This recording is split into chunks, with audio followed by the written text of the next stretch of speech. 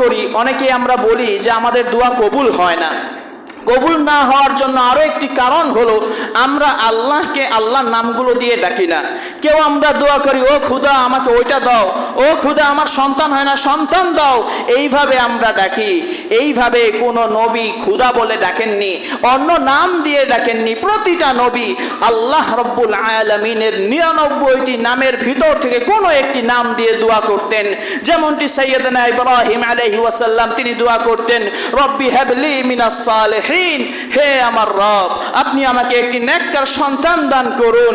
ঠিক তদ্রুপ জাকারিয়া আলাইহিস সালাম তিনিও দোয়া করতেন, রব্বি লা তাযারনি ফারদা ওয়া আনতা খায়রুল ওয়ারিসিন, হে আমার রব আপনি আমাকে নিঃসঙ্গ করে দিবেন না, আমাকে আমার বংশ বিস্তারকে আমার বংশকে আপনি নির্মূল করে দিবেন না, বরং আপনি আমার মৃত্যুর পর আমার বংশ বিস্তার যেন থাকে, এই জন্য আমাকে নেককার সন্তান দান করুন। এই জন্য আমার ভাইয়েরা আল্লাহকে যখন ডাকবো আল্লাহ তাআলার নাম দিয়ে ডাকবো। আল্লাহর কাছে যখন দোয়া করব আল্লাহ তাআলার যে সমস্ত গুণবাচক নাম আছে ওই সমস্ত গুণবাচক নাম দিয়ে আল্লাহর কাছে দোয়া চাইবো, অন্যথায় সেই দোয়া আল্লাহর দরবারে কবুল হবে না। তারপরে